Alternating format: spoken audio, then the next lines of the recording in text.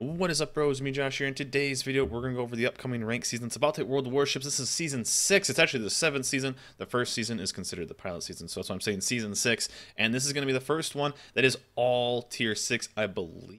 It's going to be all tier 6. So, kind of interesting. The past seasons have been either tier 7 or 8. So this is the first one that's going to be the final ranks are going to be tier 6, and that throws a massive wrench into the normal ships that are kind of going to be super effective. And in this video, let's go over the strengths and weaknesses of the ships and which ships I think are going to do really, really well. We'll kind of skip over some of them that are just going to say they're going to do all right, middle of the pack, and we'll kind of focus on the ships I think that are going to be the strongest for the tier. So diving into CVs, I think this is going to be pretty basic. The Ryojo is going to easily have the strongest strike of all these guys. I mean, an Independence, a good strafe from an Independence fighter group is definitely going to just absolutely destroy, especially if you can get a good strafe on a fighter group. If an Independence can actually get down the fighters of Ryojo, it's going to be able to control it for the rest of the game. But that initial strike, which is going to be absolutely massive, especially against like a DD, there aren't going to be any DDs that have AA like the Sims did in the past seasons, or the Benson can have at tier 8. So Destroyer is going to be at a massive disadvantage for getting cross-dropped and then just basically kept spotted. So you're looking at 5 squads in the air versus 3. Now the Independence is going to be better. I think the Ryojo is going to be better for that initial strike. Now the downside is 1 Cleveland is just going to ruin your day basically. Potential for like an AA spec banger is going to be pretty gnarly. But the one upside is this is going to be a really, really strong tier 4 CVs. The initial strike, since it's 7-on-7, as soon as you take down that first ship, you give your team a massive advantage and massive chance to win the game. So CVs are going to be really, really strong this tier. Once you get to the 7 and 8, you run into like the Pensacools, the Atlantas, a spec Gneisenau's, Scharnhorses that just absolutely shred planes. This one you really only have to worry about a couple ships, and if they aren't around, you just don't really have to worry about them.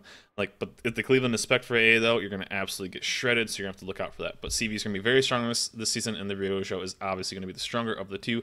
1, more vision, and 2, just the ability to get that first strike.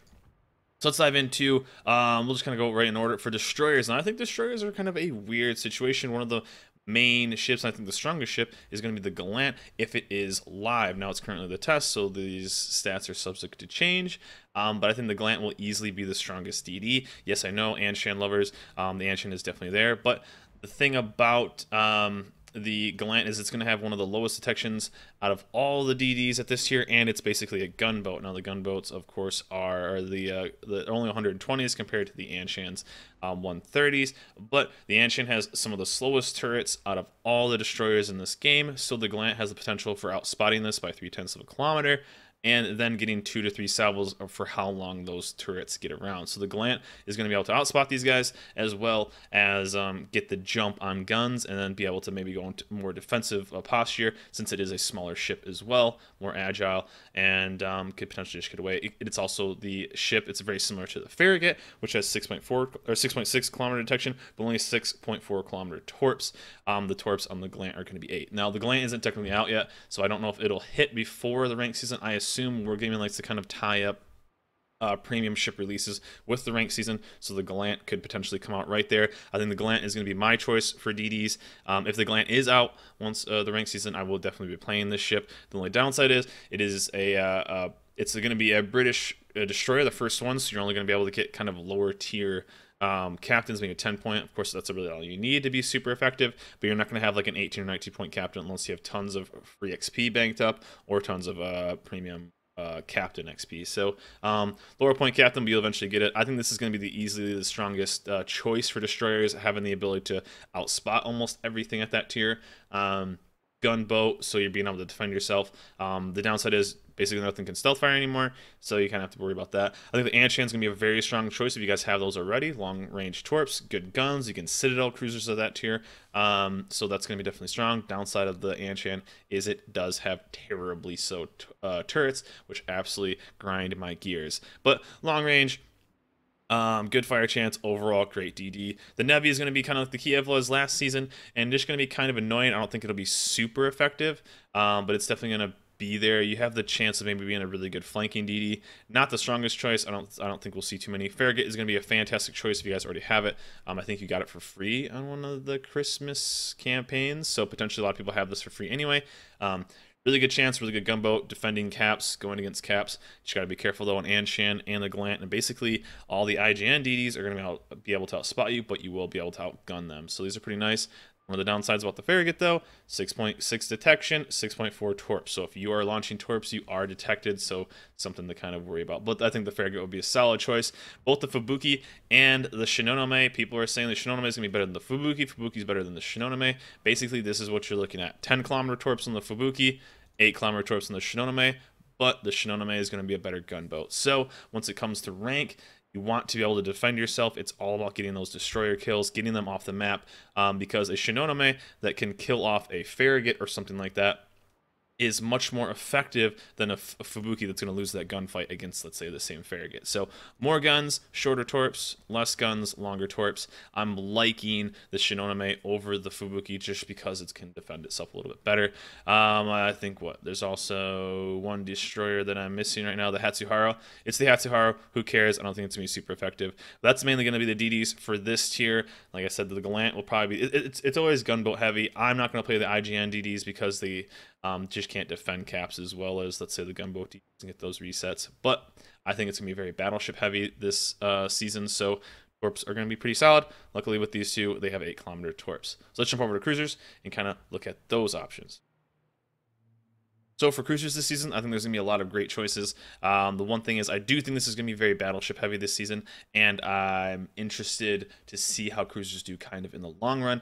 My thought process on cruisers is it's going to be 3 to 4 battleships on each team. I'm assuming, like I said, I haven't seen the meta yet, and I haven't seen kind of how it plays out. So you're going to want either smoke or range. So some of these ships are going to have kind of either, and without being a specific role, are going to be pretty weak. So like the Alba, low range, does have long range torps, but in my opinion, the Alba is not going to be very strong. I think this is a solid pass. If you guys only have the Alba, then use it, but I think there's going to be much better choices. The Cleveland is going to be amazing. Within about 12 kilometers, the arc on it is pretty gnarly, but if you are running inertia fuse, you can absolutely shred stuff for massive salvos. Downside is only 14.6 kilometers. You could technically go against a Budyani, which is going to be my favorite choice for cruisers this year. The Budyani could literally burn you down, and you could never actually hit it. So something to keep in mind with the Cleveland. Although the Cleveland is going to be the anti... CV. If you are running even without even speccing into AA, just the Cleveland's AA alone can absolutely shred a Ryujo strike, shred an independent strike. So something to keep in mind, you can literally shut down an enemy CV with this plane and this plane alone, or this ship alone. So something to keep in mind. It's very role specific. You have to use those islands as much as you can and kind of play like a little bit of a tank player, and just kind of hide and shoot when you can and go along with it. Budyani is going to be my specific choice. Long range, it's Russian, it's Russian, and it's Russian. So long range, high fire chance, and pretty damn stealthy. Also, the AA isn't that bad either, especially with AFT, so you can be pretty effective against planes as well. This is going to be my choice if I do run this cruiser. Range and fire, that's all you need, especially if it's battleship heavy. Something to keep in mind, though, is using, with all these cruisers, using going dark as much as you can. So light a couple fires, stop shooting for a while, go dark, reposition, wait for the battleships to go, and then go again. Molotov, another great choice. The only downside is I think the Budyani will be better, especially if you're running inertia fuse. It's going to hit just as hard as the 180s. 15.5, this thing can absolutely get shredded if it gets caught on a broadside, as can everything at this tier. But I think just it's not quite as sneaky as some of the other choices, and the range at 15.5, I would take the 16.6 of the Budyani. Yes, you can get spotter planes, but I'm really thinking the Budyani is going to be better. Molotov won't be bad. You're just going to have to be very careful on where all the battleships are aiming. Nuremberg, just got to buff the HE. Same thing, good range. The only downside about the Nuremberg is it's very low health. You could maybe roll the captain perk, I guess, but it's something to just think about. You're going to be basically shooting at max range. 6-kilometer torps aren't going to be super useful, so why would you use this instead of something else? Of course, if that's all you have, then go for it. But the Nuremberg, I don't think it's going to do anything better than the Budyani can. So just something to keep in mind there, but I think it'll be okay, middle of the pack for me. Grasp Bay I think is going to be one of those ships that catches people off guard. It's not going to be super strong, but it's going to be one of those ships people get really mad at with the massive guns. You're going to be able to absolutely shred a cruiser, shred battleships. I mean, massive salvos. Downside is not very accurate of a ship. You do have a massive health pool, which is nice. And of course, you have like the heal and everything like that. So Grasp is going to be an okay choice. I think it's going to be kind of higher of the middle pack, but you're going to absolutely be able to just murder cruisers if you catch them off guard. So I think it'll be a decent choice. Leander.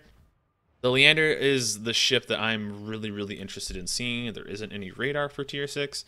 There's very low sonar, so you have the ability to just kind of smoke up and just wreck. The Leander can murder stuff at this tier, and being able to be really aggressive without really having to worry about getting radared or getting wrecked. So this is pretty solid. Downside is the AA is kind of mediocre, but really there's a lot of upside on the ship. It can be very stealthy with about 9 km detection, and you can absolutely just mess people up. Something to worry about though is people are getting better and better into shooting into smoke, so maybe using the captain skill gives you a bigger smoke ring will be nice, but you're going to be able to smoke and then potentially get away, reset, and do roll Navy cruisers. So this is a ship I'm really interested to see how it does this season. The Fiji did amazing last season. Fiji was arguably better than the Belfast last season, believe it or not, because of how much damage it can do on certain angles and the ability to heal. So running the healing flag, you can get massive health pool. I mean, you're probably looking at about 40k health pool potentially on the Leander, so that's really good. You're right up there with the Grasp Bay. So Leander I think is going to be really nice. The DeGrasse is currently out. I feel like the DeGrasse is just there with the buddy. You have the speed boost, good range, good rate of fire, lots of guns, high HE. I'm liking this ship. Probably my second favorite, probably up there, one or two top for favorite ships to be using as cruisers. So this one just came out. Downside is it's not as stealthy as some of the other ships, but really decent AA. I think the DeGrasse is going to be very solid, especially if you just picked one up on the latest sale. The tier 6 French cruiser for the tree, I think is going to be actually okay. These things really annoy me because they're actually really hard to citadel, from my experience, for a battleship. So it has the ability to be very stealthy, or not very stealthy, but very annoying. Decent range, decent rate of fire, decent fire chance. I like this. This is going to be kind of higher middle of the pack in my opinion. Downside, low health pool, but you don't take those massive hits that you would in, let's say, like an Alba. Duca, I don't like this ship. I don't think this ship is going to do well. I don't think this ship serves really any purpose. I don't know why I'm such a Duca hater. I just don't like this ship. I think this is going to be one of the worst ships for this this tier for ranked. I mean, let me know in the comments below if I'm wrong on this. I don't know. But the main thing that kills me is the 14 km range. The only thing it outranges is the Leander at this tier. So I think that's pretty poor. You're a cruiser on a potential battleship meta, heavy meta, and really just don't like this ship. You need to be able to get range, and if the selling point is AP, I'm not really seeing that. It's an HE meta game right now, so I think the Duca is not going to be super strong. You'll be good if everything's sailing broadside and is a Leander that doesn't have smoke or something like that. Other than that, I think the Duca will be kind of one of the worst ships for this tier. Let's dive over to battleships. So I just think there's going to be the kind of stars of this tier, and I'll show you guys what I think about those. So the big guns of this tier, I think this is gonna. I think tier 6 is a fantastic tier for battleships. There's a lot of really good ones. All the tree ships are really good. There's a lot of really good premium battleships as well. I think I'm just gonna say this. I think all battleships are gonna do well. I think the Dunker, I'm sorry, Vive la Dunker, I think this is going to be by far the weakest. I actually enjoy playing this ship, but for a competitive situation, I think the Dunker is going to be the weakest by far. It just doesn't do that well. It's really good against cruisers, but other battleships, it kind of struggles, and it's just kind of a fragile ship. So I think the Dunker will be by far the worst, but potentially you could have some fun if you want to. It's just going to be the worst one. My opinion. The Warspite. Now, I am kind of a Warspite snob, I guess. I think the Warspite, although you are a massive tanky ship, if there are any types of cruisers, or even just kind of smart battleships dealing with this, you have a cruiser level repair time. So what that means is if you get 2-3 fires on this ship, you're going to have to repair it 5 seconds later, you're vulnerable to fires again. So a skilled buddy, a skilled Molotov, a skilled any cruiser that just hates your ship, you are going to be absolutely screwed and just burnt down. Now, the heals are massive. I get that. And you can heal the citadels and all that kind of stuff. The ship will do well. I'm interested to see how it does. I think that this has some stuff going against it using that heal. I think if you get a skilled cruiser player, it's going to be a big problem for Wars fights. It has terrible range for the battleships at this. By far, I think it's by far the lowest at this tier. So something to think about there is you're going to be getting pretty beat up, especially if there are destroyers. You want to, if I'm going to be able to get the first salvo if I'm going to Budyani on you. First couple probably, because of how slow the turrets go as well. So that's gonna be really bad. It's a wide fat ship, so burning you down from range 18 kilometers with a spotter plane isn't gonna be that bad. So something to think about with this ship. It's gonna hit really hard. It's gonna tank really well. It's just gonna get burnt down. You're gonna have to spec this thing for survivability, and which isn't that bad. But all in all, I think it's going to be very mediocre, in my opinion. The Baron has the potential for being the best anti-AA ship. This thing once spec'd out for AA, which isn't a really bad idea because you can kind of spec into AA without really losing too much. Has insanely high AA. You can shred planes. So potentially being a high level AA ship and just shooting down a ton of planes if the meta for CVs is pretty strong. This ship all in all is pretty good though. Almost has kind of a lower range on fire range, but this thing tanks. It doesn't take citadels really like ever. Secondaries are good. All in all, just a really good ship. You can tank a ton of damage and just be aggressive. So a ship I'm excited to see how it does. I haven't played this ship in a long time, honestly. But I really enjoyed it. I loved the Baron when I was playing it, so really enjoyed it. Good secondaries. Overall, good ship. I think it's going to be a really strong choice, especially if there are lots of CVs. Mexico, this is the USN's version of a high AA ship. I do not like that camo. I don't know why I have it. I just realized that. But I think all in all, good choice. Same thing. Could spec it out for AA. It's going to be a really good tanker. It's going to hit really hard. I like this ship. I think it's going to be strong. Same with Arizona. Arizona is going to be probably my top choice for this tier. Yeah, I think probably my top choice this tier. It hits hard, tanks well, overall just solid. Downside is low AA, and that's basically all you have to really worry about right there. But all in all, I like the Arizona. I think it's going to be very strong. This is a good tier for battleships, really is. Fuso, and the Matsu. Let's just kind of go over those almost at the exact same time. Both incredibly far range. You're most likely going to get that first salvo in. So incredibly long range. You can kind of snipe all day with this thing. Do it on the run. Downside is you're going to be super fragile since you are an IJN ship. But you have the potential of just delivering sick salvos, getting that first salvo in, maybe catching a guy broadside from 19 kilometers. This is something that will absolutely shine with the Fuso. I think the Fuso will be very strong. All those guns going out, you're going to absolutely obliterate cruisers like it does in random games. Same with the Matsu. The Matsu is going to hit even harder because it has the bigger guns. Downside is it's going to get hurt more than the Fuso. It's a very fragile ship. Upside is too, you do have torpedoes.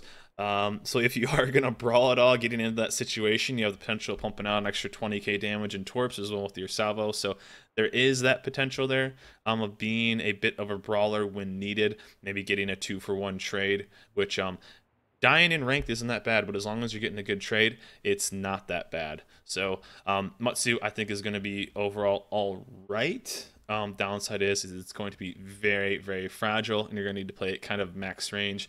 Not quite max range, but you're going to have to definitely watch what's going on. So all in all, there's a lot of really good choices, guys, with cruisers, destroyers, battleships. It's going to be an interesting tier. I'm going to be going over some gameplay once ranked season actually hits on my stream. So if you guys haven't, I'll put a link down below to my stream. Come watch it live. I'll do some videos on it as well. But these are my choices for my kind of overview for the ranked ships coming in this next season. So sorry it was kind of a long video, but I just wanted to kind of get it out and give my ideas on each ship.